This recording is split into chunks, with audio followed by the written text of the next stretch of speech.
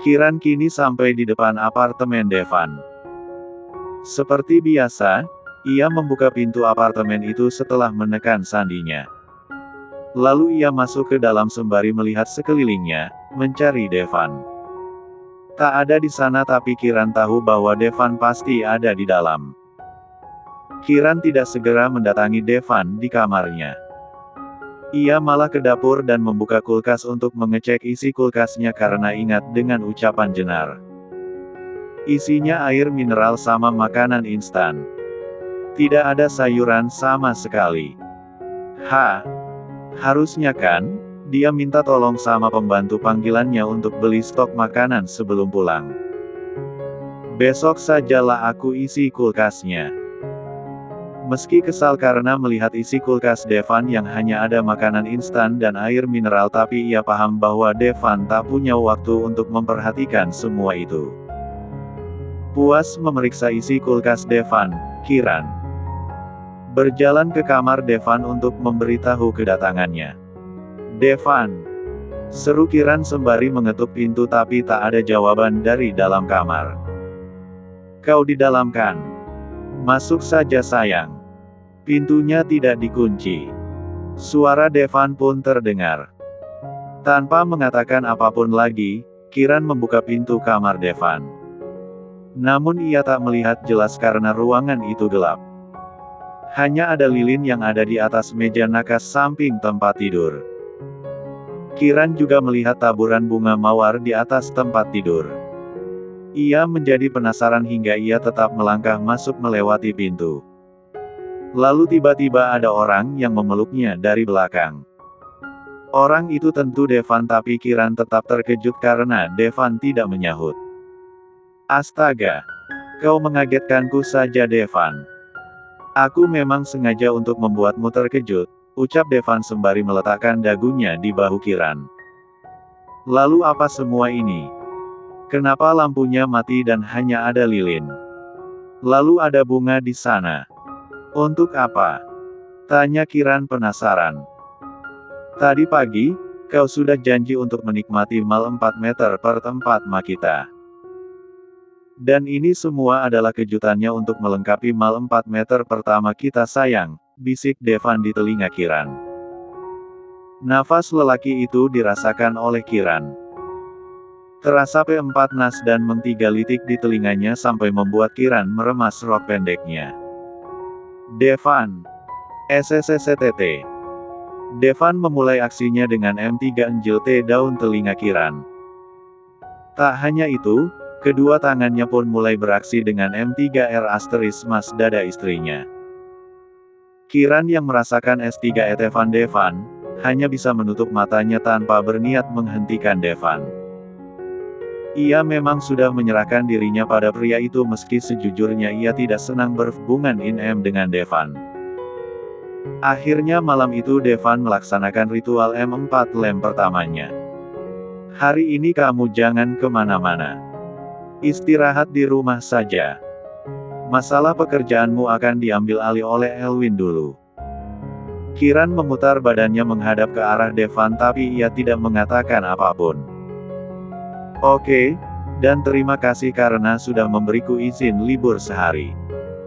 Devan tidak mengatakan apapun lagi. Ia hanya tersenyum sembari mengulurkan tangan kanannya ke Kiran. Kiran tahu maksudnya. Ia meraih tangan itu tapi tidak menciumnya. Ia hanya menempelkan punggung tangan Devan di dahinya sebentar. Devan menggeleng. "Kau ini seperti anak remaja zaman sekarang. Disuruh cium tangan, malah cuma menempelkan tangan di dahi.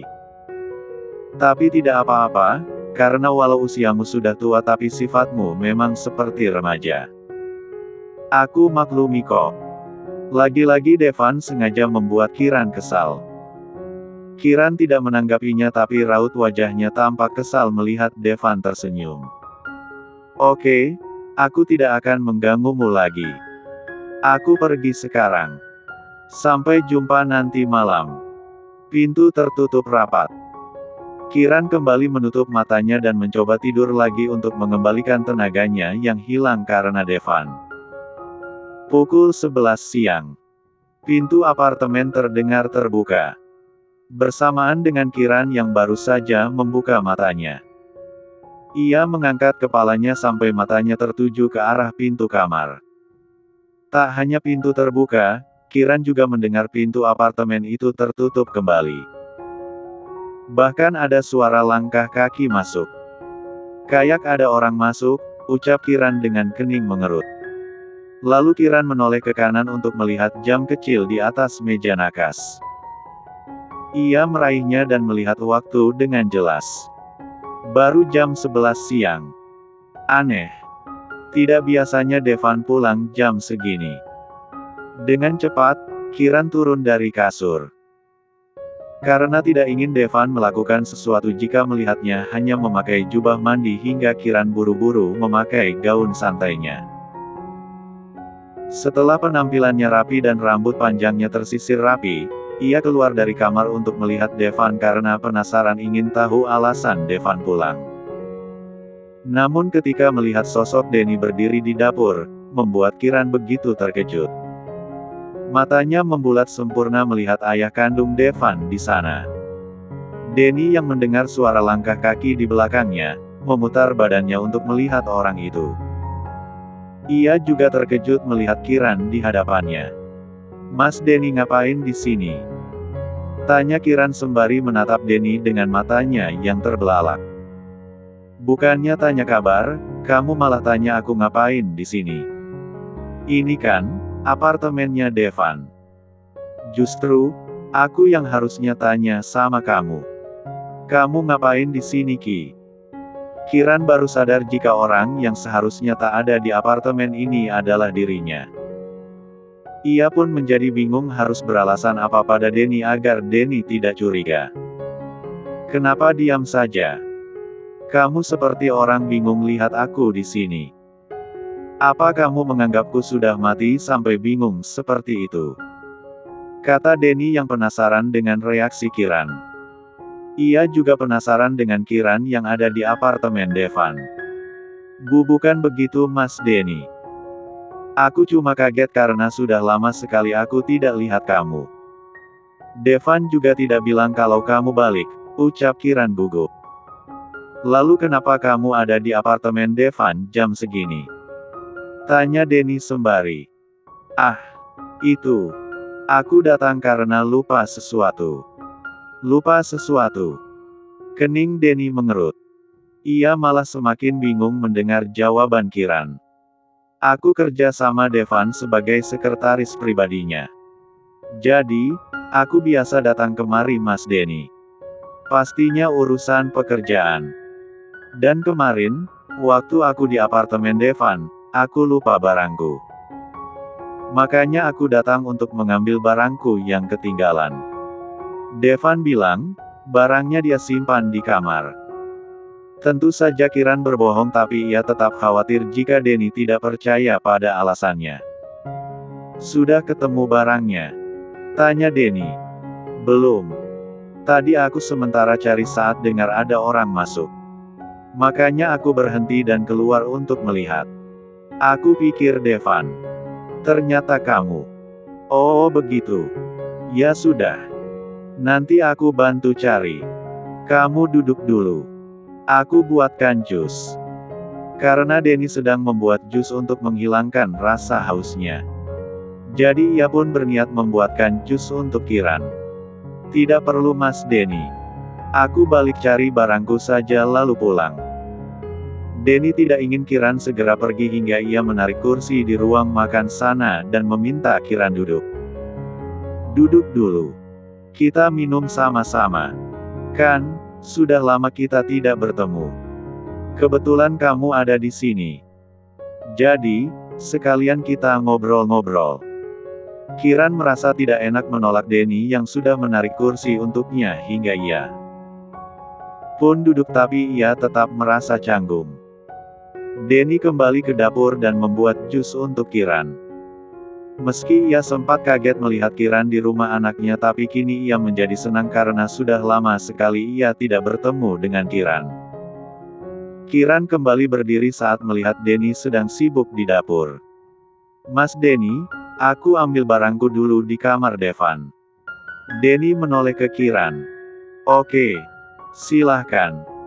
Dengan cepat, Kiran berjalan ke kamar Devan dan mencari tasnya di sana. Ia mengambil ponselnya di dalam tas dan buru-buru mengirim pesan pada Devan untuk memberitahu kedatangan Denny. Setelah mengirim pesan pada Devan, Kiran keluar lagi dan ia baru melihat koper milik Denny di ruang tamu. Lalu ia melangkah menghampiri Denny di meja makan. Duduk Ki. Kiran kembali duduk di sana. Begitu juga dengan Denny. Ia tersenyum melihat Kiran duduk di depannya. Bagaimana kabarmu selama ini? Tanya Denny. Alhamdulillah baik. Kalau Mas Denny, gimana kabarnya selama tinggal di Amerika? Baik juga. Seperti yang kamu lihat. Aku benar-benar kaget tadi lihat Mas Denny ada di sini soalnya tidak dapat kabar apapun kalau Mas Denny akan pulang. Denny hanya tersenyum melihat Kiran kemudian ia menikmati jus miliknya. Begitu juga dengan Kiran tapi Kiran tampak canggung ada di sana. Oh ya, bagaimana dengan Devan? Apa selama menjadi sekretarisnya dia tidak berubah menjadi keponakan yang sangat menyebalkan? Tanya Denny penasaran. Tidak sama sekali. Aku senang kerja dengan Devan. Dia profesional. Kiran tersenyum hanya untuk menunjukkan di depan Denny bahwa ia senang. Baguslah kalau dia tidak membuatmu kesal. Denny juga tersenyum mendengar jawaban Kiran. Kiran memang sangat cocok untuk menjadi ibu tirinya Devan. Tidak salah aku menyukainya, batin Denny sembari tersenyum melirik Kiran yang sedang menikmati jusnya. Mas Denny, sepertinya aku harus pergi. Kok tiba-tiba, ucap Denny. Sebenarnya ayahku masuk rumah sakit seminggu lalu dan sekarang masih dirawat di sana. Setiap hari aku selalu datang melihat beliau.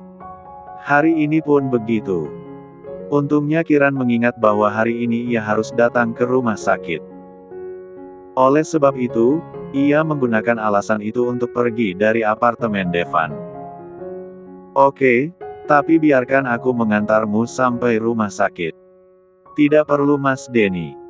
Kebetulan, aku sudah pesan ojek online. Tidak enak kalau aku batalkan. Kiran kembali berbohong untuk menolak tawaran Denny, karena merasa tidak enak jika Denny harus mengantarnya. Oh begitu. Baiklah. Akhirnya Kiran beranjak dari tempatnya. Ia mengambil tasnya dan pamit pergi pada Denny. Ia juga tak lupa berterima kasih pada Denny yang sudah membuatkannya minuman. Setelah keluar dari apartemen itu, Kiran baru bisa bernafas lega. Semoga saja dia tidak menemukan semua pakaianku di lemari Devan, gumam Kiran sembari melangkah masuk ke lift. Setelah menyelesaikan rapatnya di kantor, Devan buru-buru pulang untuk menemui ayahnya. Pintu apartemen dibuka oleh Devan lalu ia masuk ke dalam. Denny yang sedang duduk santai bersandar di sofa sembari menonton TV, terkejut melihat Devan tiba-tiba masuk. Dengan ekspresi heran, ia melihat anaknya yang berdiri di depannya sembari memegang pinggangnya. Loh Devan, jam segini kamu selesai kerja. Cepat sekali. Waktu menunjukkan pukul 14 siang dan itu membuat Denny heran melihat Devan pulang. Aku pulang setelah dengar papa ada di sini. Tampang Devan terlihat tidak senang melihat papanya ada di sana. Pasalnya ia tahu bahwa papanya menyukai Kiran. Setahun lalu ia tahu itu ketika papanya mabuk. Denny mengatakan semua isi hatinya pada Devan. Oh, pasti Kiran yang beritahu kamu ya. Iya, papa kangen sekali sama kamu. Dan papa juga tidak terlalu sibuk. Lalu papa dengar kalau mamamu dan kakekmu ada di luar negeri. Jadi, karena papa khawatir kamu kesepian, makanya papa kembali ke Indonesia. Sekalian liburan juga. Aku bukan bocah yang harus diawasi. Dan kalau papa mau liburan, mendingan papa tinggal di rumah papa sendiri. Jangan di sini. Papa di sini cuma mengganggu pertumbuhanku. Ketus Devan tak senang. Kau ini ya. Bukannya senang menyambut kedatangan papa, kau malah kesal begitu. Bahkan mengusir papa dari sini. Denny sama sekali tak tersinggung mendengar ucapan anaknya. Ia tampak santai dan biasa saja meski ucapannya terdengar sedang kesal tapi nada suaranya tetap rendah dan pelan. Malang sekali nasibku ya.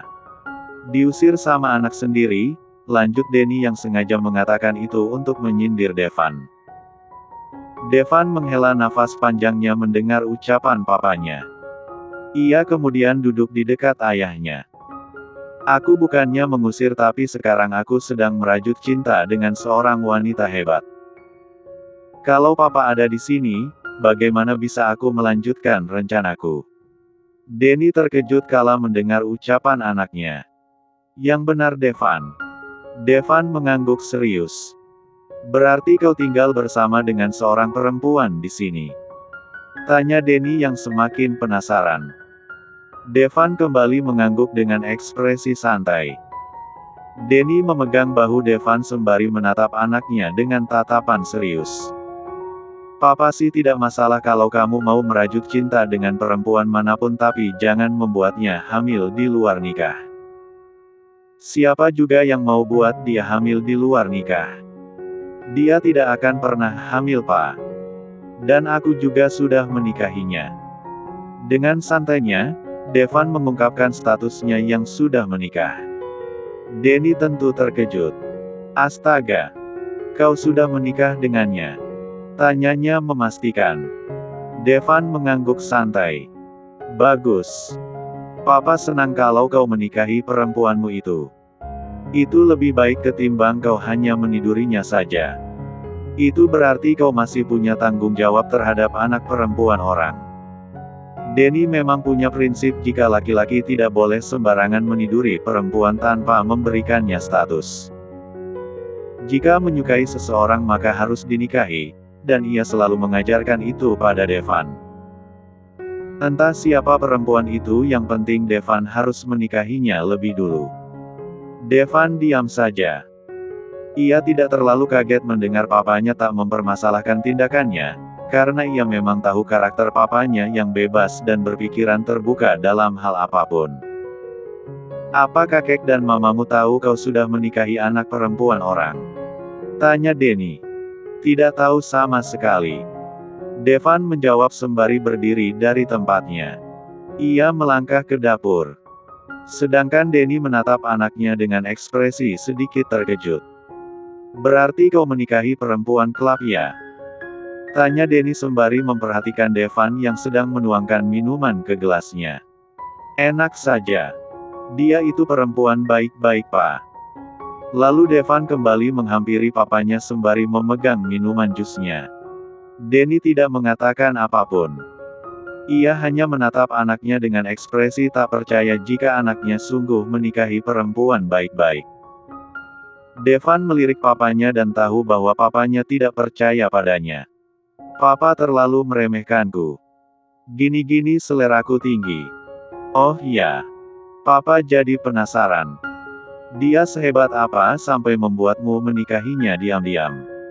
Devan tak menjawab. Ia hanya diam sembari menikmati minumannya. Sedangkan Denny tiba-tiba khawatir. Hati-hati saja.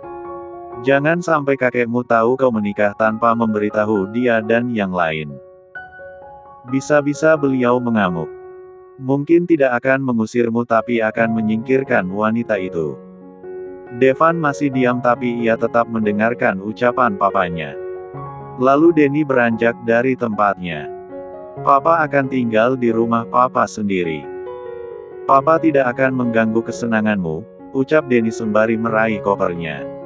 Aku antar. Tidak perlu. Berikan saja satu mobilmu untuk papa gunakan. Cih. Tidak modal sekali. Meski terdengar sinis tapi Devan tetap ingin memberikan mobil untuk papanya. Ia beranjak dari sana lalu mencari salah satu kunci mobilnya di laci meja kecil yang ada di dekat TV-nya. Ia langsung melempar kunci itu ke papanya dan Denny menangkapnya sembari tersenyum. Thanks you sayang. Akhirnya Denny keluar dari apartemen, dan Devan menghela nafas panjangnya. Ia lega karena papanya mau mendengarkannya. Devan memang tidak sulit jika menghadapi papanya yang sudah seperti teman baginya. Berbeda dengan sang ibu yang cerewet dan harus yang terbaik untuknya, apapun itu. Setelah merasa aman, Devan mengirim pesan pada Kiran dengan memberitahu bahwa papanya sudah pergi dan tidak akan tinggal di apartemen. Oke, nanti malam aku balik lagi ke apartemen. Balasan dari Kiran pun masuk dan Devan sudah membacanya hingga ia tersenyum senang.